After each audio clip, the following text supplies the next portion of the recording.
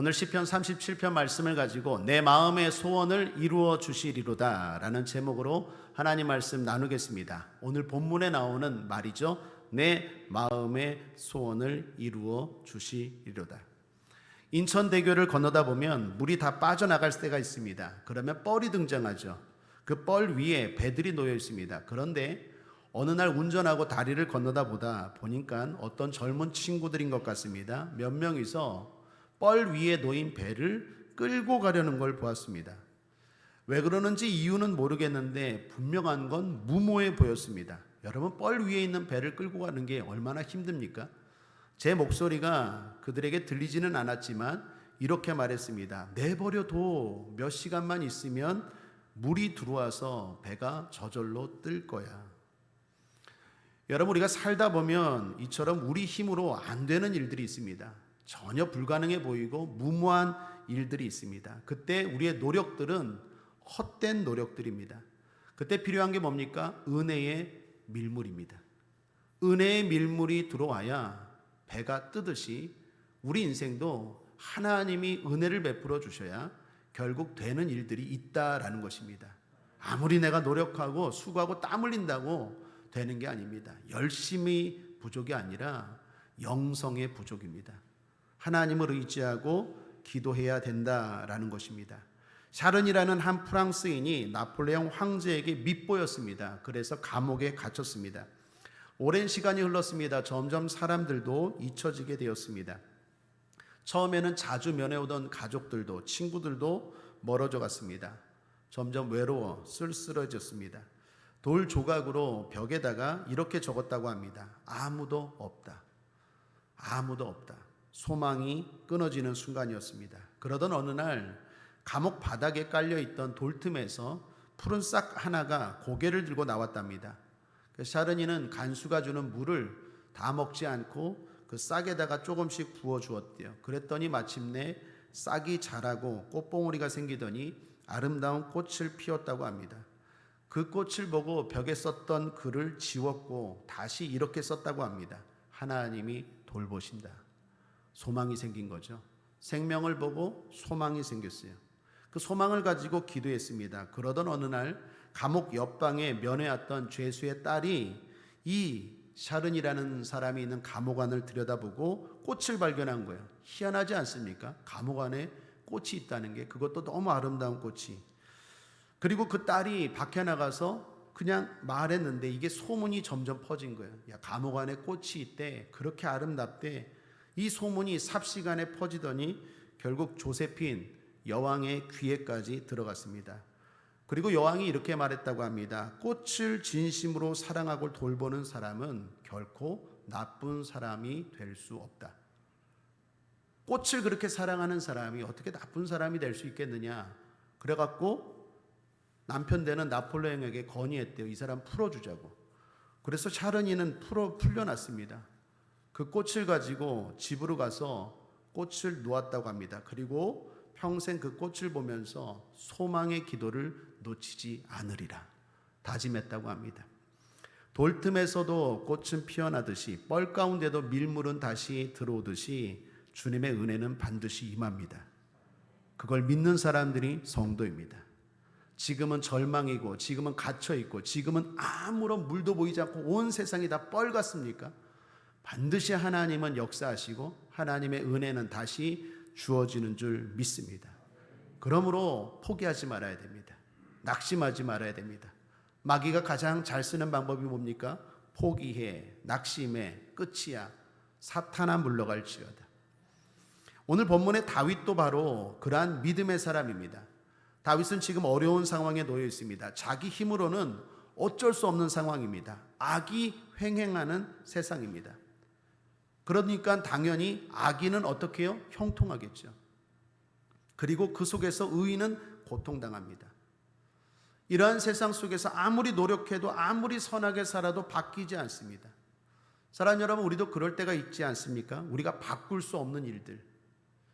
뻘 위에 놓인 배를 끄는 것, 띄울 수 없는 것처럼, 바닥에 있는 꽃을 우리가 피울 수 없는 것처럼 우리가 할 수 없는, 바꿀 수 없는 일들이 있습니다.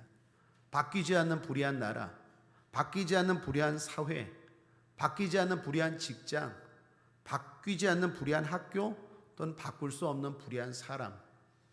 도무지 내가 할 것 다 해봤는데 이게 안 돼요. 그런 상황 있지 않습니까? 오늘 다윗도 그런 상황입니다. 그런데 그때 다윗이 이런 말을 합니다. 4절에 또 여호와를 기뻐하라. 저가 내 마음의 소원을 이루어 주시리로다. 참 기쁜 말씀 아닙니까? 소망이 되는 말씀 아닙니까? 내 힘으로 안 돼요. 힘써보지 않은 게 아니에요. 노력하지 않은 게 아니라니까요. 열심으로 안 한 게 아니라니까요. 했는데도 안 되는 일들이 있어요. 근데 그 상황 속에서 다윗이 지금 말하는 거예요. 저가 내 마음의 소원을 이루어 주시리로다. 오늘 다윗처럼 또 앞서 소개한 것처럼 참 막막한 상황에 놓인 분들 계십니까?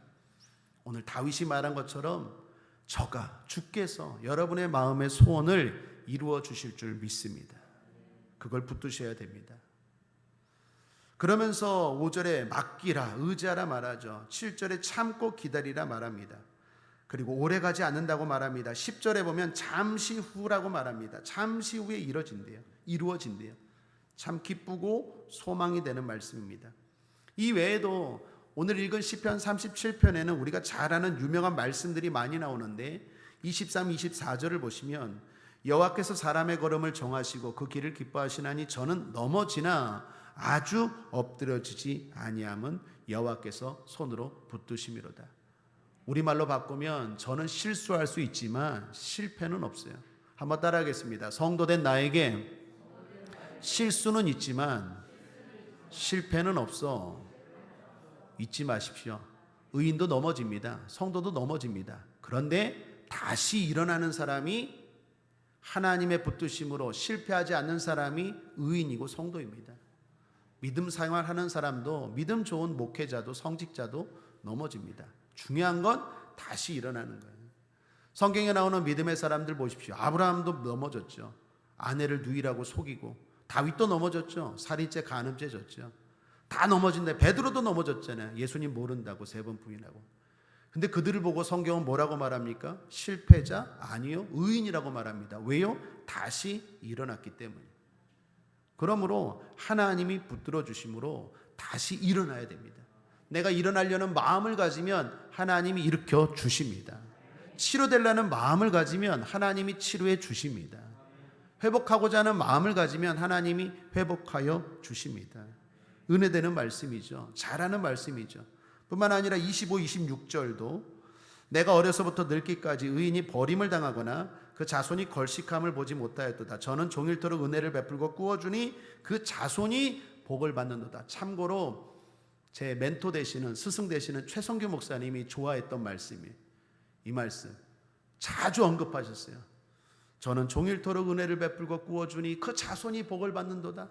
여러분들 은혜를 베풀고 꾸어주십시오. 자손이 잘 될 겁니다. 그 이야기를 누누이 하셨어요. 참 많은 사람들이 레마로 또 붙들고 좋아하는 말씀들이 많은 시편이 오늘 시편 37편입니다. 그런데 이때의 상황이 아주 안 좋았다라는 거예요. 어려웠다라는 거예요.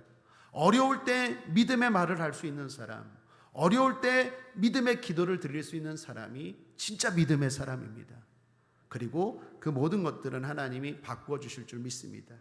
그러면서 결국 의인은 잘 된다라는 말로 끝나죠. 29절에 의인이 땅을 차지하며 거기 영영이 거하리로다. 그 이후에도 계속 의인은 잘 된다라는 이야기입니다. 결론입니다. 의인은 잘 됩니다. 그렇다면 그 과정은 뭘까요? 결론은 잘 되는데 그 과정에서 우리에게 필요한 건 뭘까요? 가만히 있으면 됩니까? 가만히 있으면 안 됩니다. 앞서 말한 것처럼 가만히 있으면 아무것도 안 됩니다. 결론은 의인은 잘 되지만 그 과정에서 우리에게 필요한 것, 해야 될 일이 있다라는 것입니다. 그게 뭘까요? 소원입니다. 오늘은 소원에 대해서 나누고자 합니다. 첫 번째, 소원의 유무입니다. 소원이 있어야 합니다. 소원이 있어야 성도입니다. 하나님은 우리가 복받고 잘 되기를 원하십니다. 믿으십니까? 기본적으로 하나님 좋으신 하나님입니다. 여러분, 하나님이 이스라엘 백성들을 출애굽시켰습니다. 왜 시켰습니까? 가나안입니다. 출애굽이 목적이 아니에요. 애굽에서 건져내는 게 목적이 아니라 가나안까지 데려가기 위해서 끄집어낸 거예요. 그러니까 목적이 가나안입니다. 가나안은 어떤 땅입니까? 젖과 꿀이 흐르는 좋은 땅, 복된 땅이죠. 하나님의 의도를 아십니까? 구원의 의도를 아십니까? 하나님이 왜 우리를 마귀의 종에서, 바로에게서, 영적인 사탄 바로에게서 왜 끄집어냈습니까? 왜 죄 많은 세상, 애굽이라는 세상에서 왜 우리를 하나님의 백성으로 끌어냈습니까? 구원이 목적이 아닙니다. 축복이 목적입니다. 가나안이 목적이에요. 우리가 젖과 꿀이라는 삶을 살게 하기 위해서 하나님이 끄집어내셨다라는 것입니다. 하나님 좋으신 분입니다. 창세기 1장에도 말씀하시죠. 우리를 창조할 때부터 하나님의 뜻을 보여주십니다. 창세기 1장 28절에 하나님이 그들에게 복을 주시며 그들에게 이르시되 생육하고 번성하여 땅에 충만하라, 땅을 정복하라, 바다의 고기와 공중의 새와 땅에 움직이는 모든 생물을 다스리라 하시니라. 하나님이 그들에게, 인간입니다. 인간은 최초로 들은 말씀이 복이에요. 복. 하나님이 인간을 만들고 최초로 하신 말씀이 복이라니까요. 너는 복 받았어, 복 받으라, 복 있는 사람답게 살아라, 정복하라, 다스리라, 이런 말 들은 거예요. 처음에. 그게 에덴 동산이고 그게 하나님이 우리를 창조하신 목적입니다. 그러므로 창조의 목적도 축복이고 구원의 목적도 축복입니다. 하나님은 좋으신 하나님이십니다. 믿습니까? 하나님에 대한 신관, 신론이 확실해야 됩니다. 하나님은 심술궂은 분도 아니고 하나님은 고약한 분도 아니고 하나님은 뭔가 좋은 걸 이렇게 숨겨두고 안 주려고 애를 쓴 분도 아닙니다. 하나님은 우리에게 주고 또 주고 더 주고 싶은 분입니다. 좋으신 하나님이라는 것 꼭 잊지 않게 되길 바랍니다. 그런데 하나님이 복 주실 때 사용하시는 방법이 있습니다. 그게 뭘까요? 소원입니다. 소원을 먼저 두고 그리고 복을 주십니다. 여러분, 믿음의 사람 아브라함을 보십시오. 복 주시기 전에 뭐합니까? 하늘의 별 바라보게 하죠. 끄집어내어서 방 안에, 방구석에 있는 아브라함을 끄집어내어서, 낙심하고 있는 아브라함 끄집어내어서 하늘의 별들을 봐라. 왜 보게 하십니까? 소원을 가지라는 거예요. 하나님 막 주지 않아요. 방구석에 그냥 누워있고 그냥 다 자포자기하고 있는데 야, 복 받아라, 복 받아라, 그렇지 않는다니까요. 먼저 소원을 갖게 하세요. 야, 그거 뭐하고 빈둥빈둥 있냐? 그 시간에 기도해. 소원을 가져. 그리고 끄집어내서 하늘을 보게 하세요. 별들을 보게 하세요. 소원 갖게 하십니다.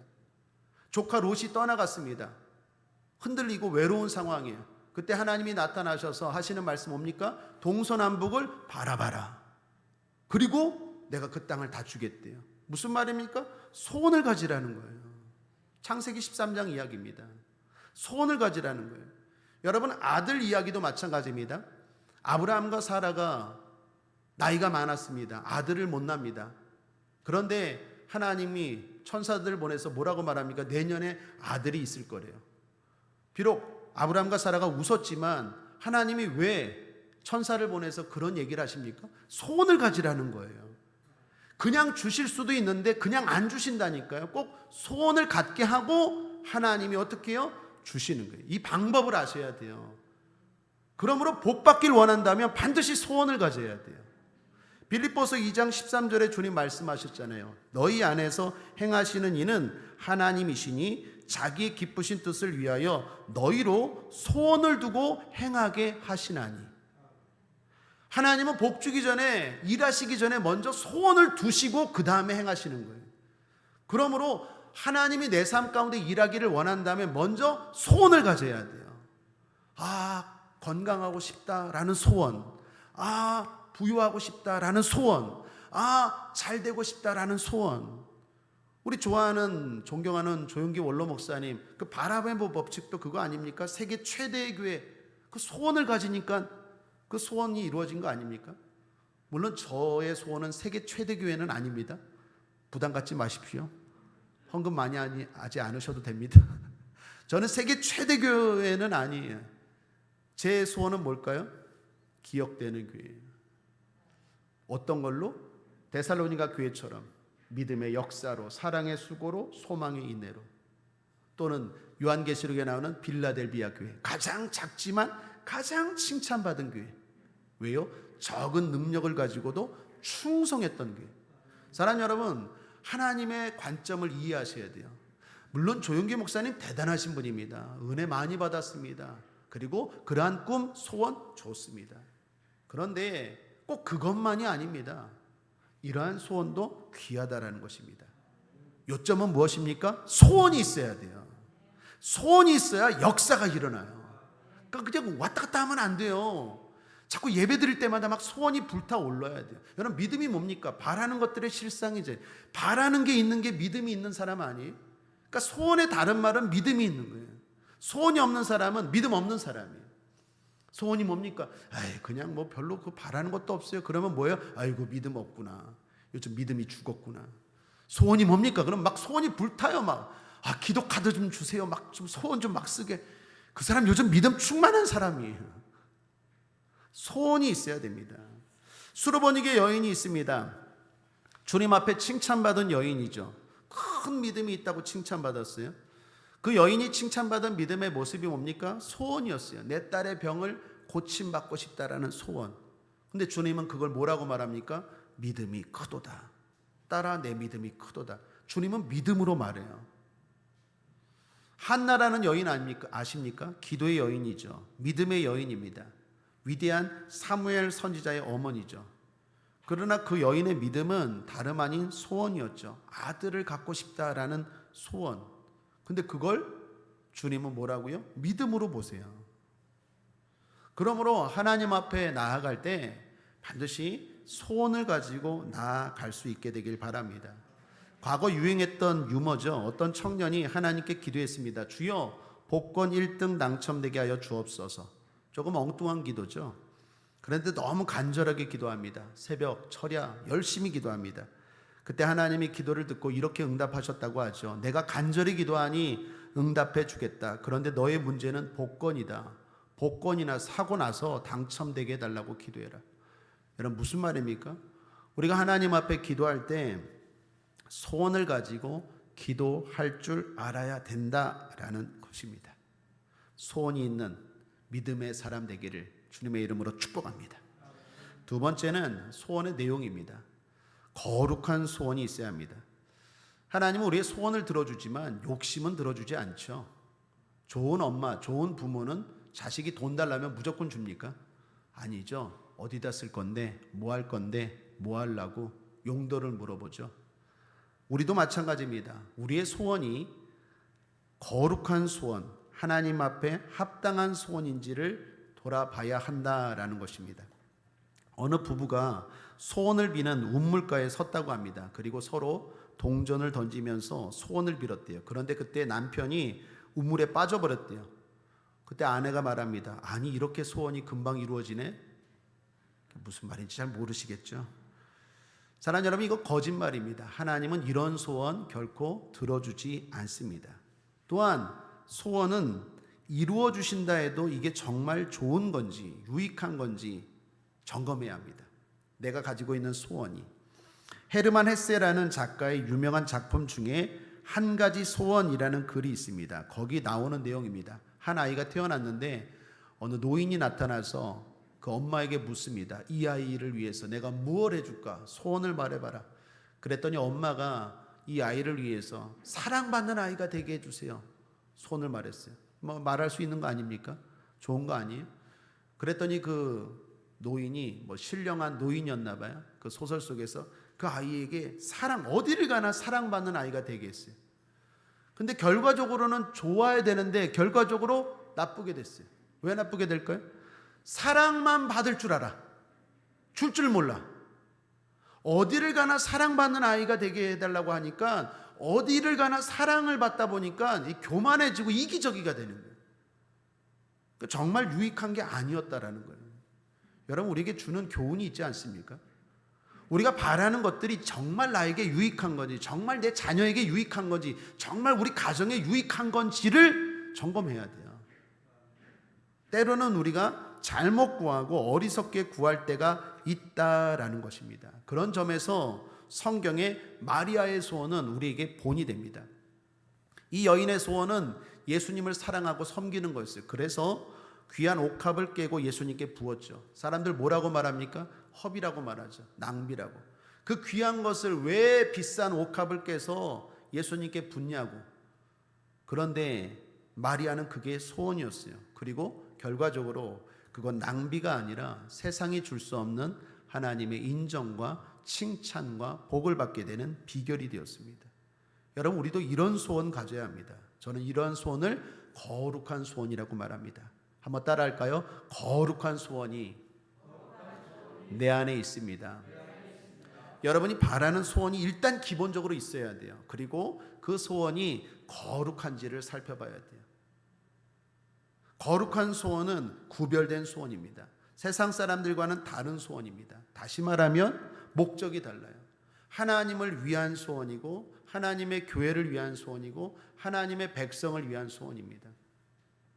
그것이 이루고 돼서 그것이 무엇던 목적과 결과를 가져올지를 생각하고 기도하는 소원입니다.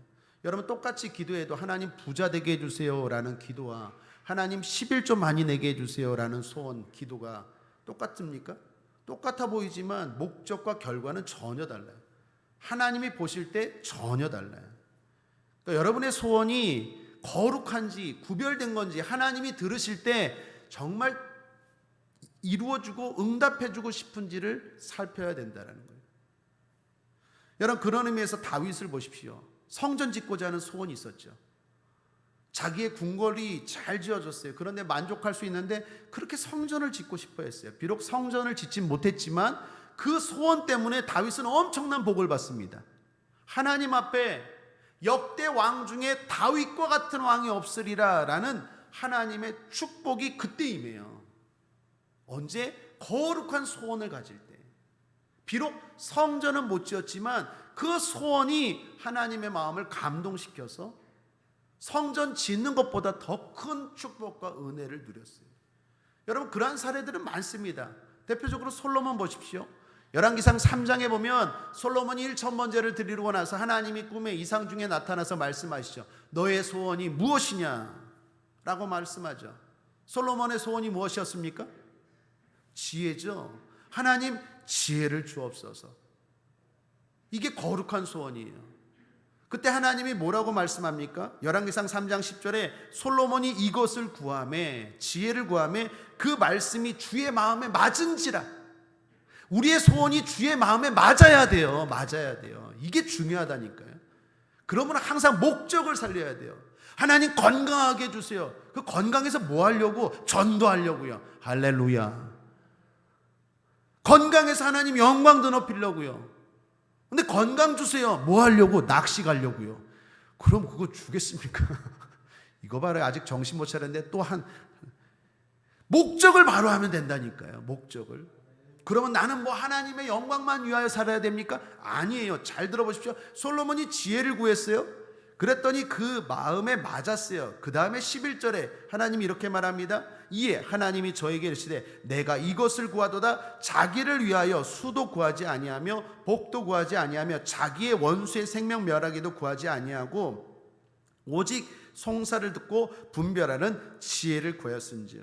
핵심이 뭡니까? 자기를 위하여. 하나님도 알아요. 하나님을 위하여 지혜를 구하니까 하나님도 알아요. 자기를 위하여 구할 줄 알았는데 그렇게 구하지 않는 게 하나님 마음에 합했고 하나님도 알고 있다라는 거예요. 그 다음이 하이라이트 12절, 열왕기상 3장 12절. 내가 내 말대로 하여 내게 지혜롭고 총명한 마음을 주노니 너의 전에도 너와 같은 자가 없었거니와 너의 후에도 너와 같은 자가 일어남이 없으리라. 지혜 주셨죠? 그 다음 플러스 알파 13절입니다. 내가 또 너의 구하지 아니한 부와 영광도 내게 주노니 내 평생의 열왕 중에 너와 같은 자가 없을 것이라. 여러분, 이게 대표적으로 아주 기도의 모범이 되는 사례예요. 사랑 여러분, 구하면 주십니다. 잘 구하면 엄청난 걸 주십니다. 그 잘 구해야 돼요. 하나님 마음에 맞는 기도가 있어요. 그건 다시 말합니다. 목적이 바르면 하나님은 기뻐하세요. 목적을 바로 세우십시오. 목적을 항상 말씀하십시오. 그게 거룩한 소원이에요. 하나님의 나라를 위하여, 하나님의 백성을 위하여, 하나님의 교회를 위하여 지혜를 구하니까 하나님도 분명히 알거든요. 예상했어요. 얘가 건강하게 달라고 할 거다, 얘가 부를 달라고 할 거다, 수를 달라고 할 거다, 장수를 달라고 할 거다 라고 하나님은 예상했는데 예상과 달리 지혜를 구해요. 하나님 한번 맞은 거죠. 그때 하나님 감동받으셔서 구하지 아니한 그 모든 것들을 더하여 주시는 거예요.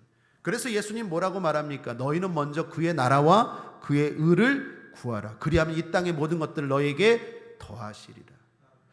거룩한 소원이라는 건 하나님만 좋게 하고 교회만 좋게 하는 게 아니에요. 그건 결과적으로 나를 더 좋게 하는 거예요. 하나님의 마음을 아십니까? 하나님은 더 주고 더 주고 싶은 분인 줄 믿습니다.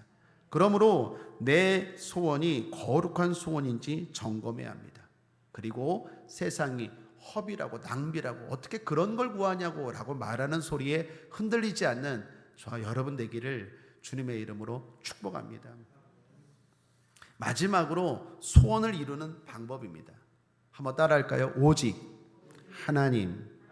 4절을 보시면 또 여호와를 기뻐하라. 저가 내 마음의 소원을 이루어 주시리로다. 누가 우리의 소원을 이루어 줄 수 있습니까? 하나님만이 우리의 소원을 이루어 주십니다. 그런 믿음이 있어야 돼요.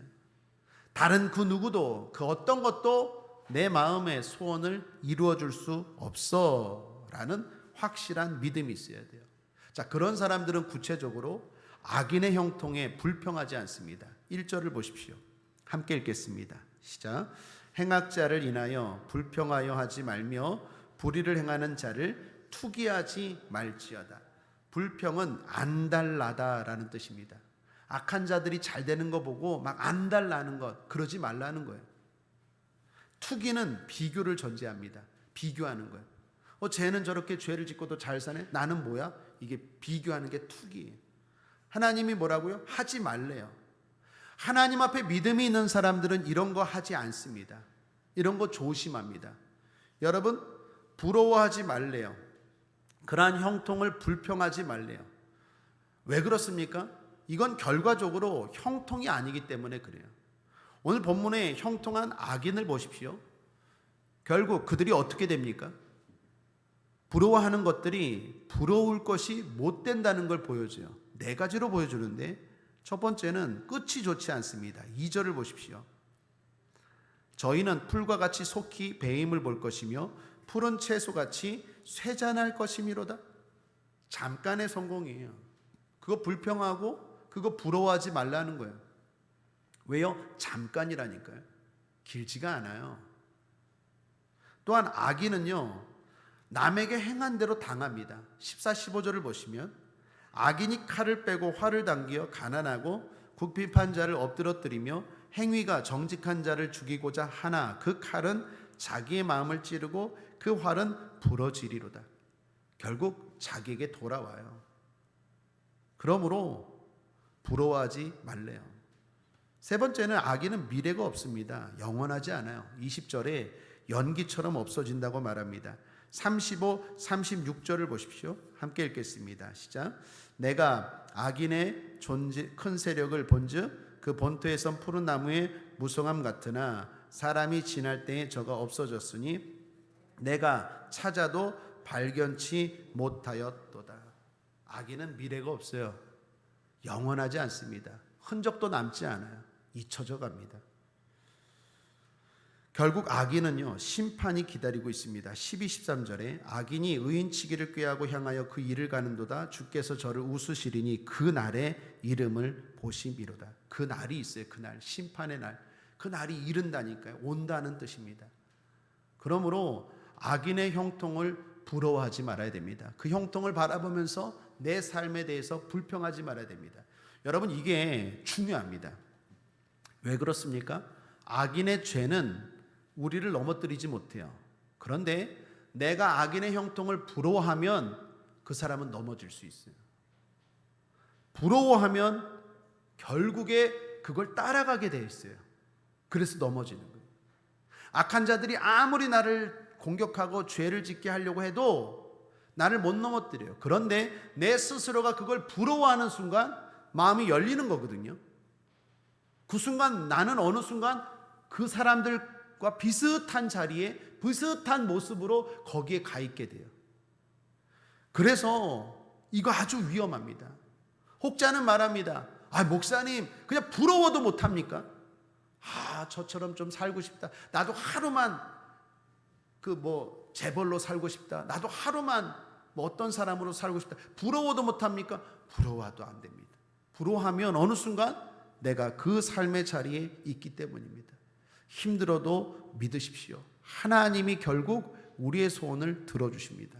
그러므로 불평을 간구로 바꾸셔야 돼요. 한번 따라하겠습니다. 불평을 간구로. 자꾸 불평이 나옵니까? 하나님께 나오십시오. 그럼 그 간구가 되는 거예요. 혼자서 집에서 아니면 사람들과 자꾸 말하면 그게 불평이 되는데 하나님 앞에 나오면 그게 토로하는 기도가 되는 거예요. 간구가 되는 거예요. 그러므로 자꾸 불평이 나오려고 하면 하나님께 뛰어나오십시오. 엎드리십시오. 기도하십시오. 그러면 간구가 되는 거예요. 불평은 아무런 역사도 일으키지 않아요. 오히려 하나님의 심판의 대상입니다. 그러나 간구는 하나님의 위로가 임해요. 하나님의 응답이 있습니다. 그러므로 사랑하는 여러분, 간구할 수 있게 되길 바랍니다. 악한 자의 형통을 부러워하지 않게 되길 바랍니다.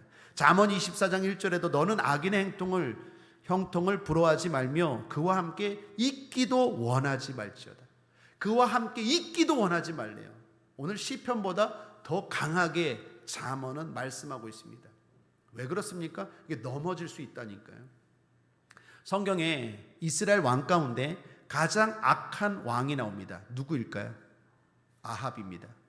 아합하면 이스라엘 왕들 가운데 가장 대표적으로 악한 왕. 남북 합해서 수많은 왕들, 한 40여 명 이상 되는 그 왕들 중에서 가장 악한 왕 꼽으라면 아합 꼽아요.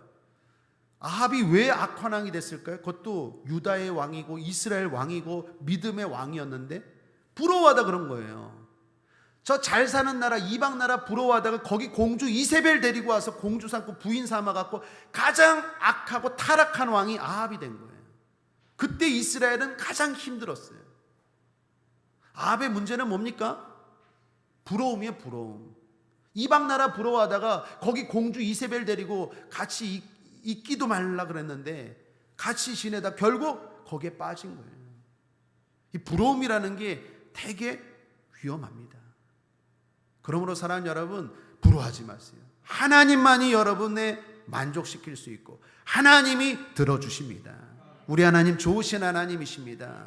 우리 하나님이 치료해 주시고 우리 하나님이 채워주시고 우리 하나님이 해결해 주시고 우리 하나님이 높여주시고 우리 하나님이 후회 없는 탈이 없는 복을 주실 줄 믿습니다. 하나님의 백성답게 사십시오. 자존심 버리지 마십시오. 자존감으로 충만하십시오. 어디 그 세상의 것들 부러워하고 침 흘리고 있습니까? 하나님의 자녀들이 다 쇠잔하게 될 것이고 다 심판받을 것이고 다 그것 쫓아가다가 멸망하는 거예요. 그러므로 한순간도 빈말이라도 그런 말 하지 마셔야 돼요. 하나님의 백성들은 반드시 내가 잘 된다. 하나님의 백성으로 사는 내가 잘 된다. 내 소원을 하나님이 들어주신다라는 마음을 가지고 하나님 앞에 기도할 수 있게 되길 바랍니다. 특별히 마음이 힘들고 억울하고 답답할 때 더 하나님께 기도하십시오. TV를 보다가 은혜 받은 적이 있습니다. 동물 관련 프로를 보았는데 동물들이 떼를 지어서 싸움을 하더라고요. 그런데 아주 싸움 가운데 큰 상처를 입었습니다. 살이 뜯겨나가고 피를 철철 흘렸는데 이제 어느 정도 되니까 각자 동굴로 돌아가더라고요. 동굴로. 그런데 그 다음 날이 되었어요. 모든 동물들이 다 햇볕에 나오는 거예요. 햇볕에 나와서 상처를 이렇게 쏘이는 거예요. 그랬더니 신기하게 햇볕에 쏘이더니 상처들이 아물어가는 거예요. 그 나레이터가 해설을 해주는데 되게 은혜가 됐어요. 제가 그거 보면서 햇볕을 쬐도 상처가 치유가 되는데 햇볕을 만드신 하나님 앞에 나오면 왜 치유가 안 되겠습니까? 인간인지라 억울하고 답답합니까? 나는 이렇게 착하게 사는데, 나는 이렇게 믿음으로 사는데, 나는 이렇게 힘들고 어렵고 저렇게 악하게 사는 사람들은 왜 이렇게 잘 되나? 그런 답답한 마음이 생길 때가 있습니까? 하나님 앞에 여러분의 마음을 내어놓으십시오. 동굴 속에 갇혀 있지 말고 하나님 앞에 나와서 내어놓으십시오. 그럴 때 하나님이 우리의 마음도 치유하여 주시고 우리의 소원도 이루어 주실 줄 믿습니다. 삭가모니가 이런 말을 했다고 하죠. 생로병사, 태어나고 늙고 병들고 죽는 이 네 가지 수레바퀴에서 인간은 벗어날 수 없다. 그러므로 이런 고난들 수긍하고 받아들이는 자세가 중요하다. 이게 불교의 가르침이고 삭가모니가 한 말이죠. 여러분, 일견 맞는 말입니다. 성경도 인생이 고난이 있다라는 걸 부정하지 않아요. 우리 인생 고난이 있습니다. 그러나 고난을 수용하지는 않아요. 고난이 있다는 사실은 인정하지만 수용하지는 않아요. 성경은 뭐라고 말합니까? 너희는 고난 중에 있느냐? 기도할 것이요. 고난이 있다고 어떻게 해요? 받아들여라. 이렇게 말하지 않아요. 주님은 고난이 있냐? 힘드냐? 인생이 그렇다. 그러므로 나오라. 나에게 와라. 수고하고 무거운 짐이 있느냐? 내게로 와라. 이렇게 말하지 그냥 받아들여. 그게 현실이야. 그렇게 살아라고 말하지 않아요. 사랑하는 여러분, 고난이 있습니까? 아픕니까? 힘듭니까? 주님 앞에 나오십시오. 소원을 가지고 나오십시오. 거룩한 꿈을 가지고 하나님 앞에 기도하십시오. 더욱더 간절히 기도하십시오. 힘들수록 간절히 기도할 수 있게 되길 바랍니다. 기도에 대해서 훌이라는 신학자가 이런 말을 했습니다. 너무나 좋아서 제가 여러분께 한번 소개할게요. 기도는 수학이 아니니 기도의 횟수가 기도의 힘이 되는 것은 아니다. 기도는 수사학이 아니니 기도의 웅변이 기도의 힘이 되는 것은 아니다. 기도는 기하학이 아니니 그 기도의 장단이 기도의 힘이 되지도 못한다. 기도는 음악도 아니니 그 음성의 아름다움이 힘이 되지도 못한다. 기도는 논리학도 아니니 그의 논조가 문제되지도 못하며 기도의 순서가 정연한 그 방법이 기도의 힘이 되지 못한다. 심지어 하나님께서 가장 관심을 두시는 신학까지도 기도의 힘이 되지 못한다. 교리가 아무리 좋게 들린다 하여도 기도의 힘은 못 된다. 그러나 오직 마음의 열심, 이것만이 가장 필요하고 유용한 힘이 된다. 여러분, 무슨 말입니까? 하나님이 받으시는 기도는 간절한 마음, 그거라는 거예요. 그게 가장 강력한 기도의 힘이라는 거예요. 기도는 수학이 아니기 때문에 많이 한다고 꼭 힘이 되는 것도 아니고, 기도는 논리도 아니고, 기도는 음악도 아니고, 꼭 맞아야 되는 것도 아니고, 기도에서 제일 중요한 건 뭐라고 말합니까? 간절한 마음이래요.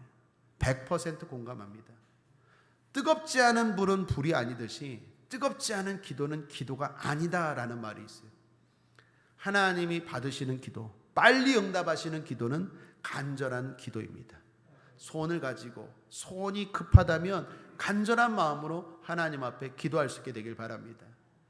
옛날에 재밌게 들은 이야기입니다. 외국교회 목사님들이 한국교회 탐방을 많이 하시죠.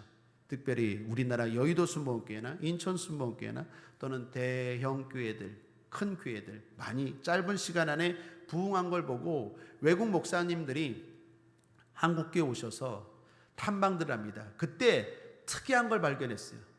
한국교회 왔는데 같이 예배를 드리고 기도를 하는데 한국교회 성도들을 보니까 기도할 때마다 반동을 하는 거예요. 반동이 뭡니까? 그죠? 이렇게 막 이렇게 하는 거예요. 찬송을 부를 때는 그죠. 찬송을 부를 때는 막 이렇게 하잖아요. 이게 신기한 거예요. 외국 사람들은 처음 본 거예요. 그래갖고 목사님들한테 물었대요. 이것도 부흥의 비결이냐고. 그랬더니 목사님 어떤 한 분이 부흥의 비결이라고. 한국 교회에는 어느 교회를 가나 찬송을 할 때는, 기도를 할 때는 이런다고. 왜 그렇게 하는 줄 아냐고. 간절함이라고. 찬송도 간절해지면 이렇게 하다가 이렇게 한다고. 실제로 그렇지 않습니까? 찬송은 여유가 있으니까 이렇게 대산을 넘어 험곡에, 이게 여유가 있는 사람이에요. 진짜 마음의 소원이 있고 간절한 사람은 대산을 넘어 험곡에 가도 이렇게 하잖아요. 불길 같은 소원이 이렇게 하잖아요. 제가 그 목사님의 그 이야기를 듣고 대단히 공감했어요. 사랑하는 여러분, 한국교회의 비결, 하나님이 그렇게 짧은 시간 안에 우리를 복주고 우리의 기도를 응답하신 비결이 뭡니까? 간절함이에요. 주여.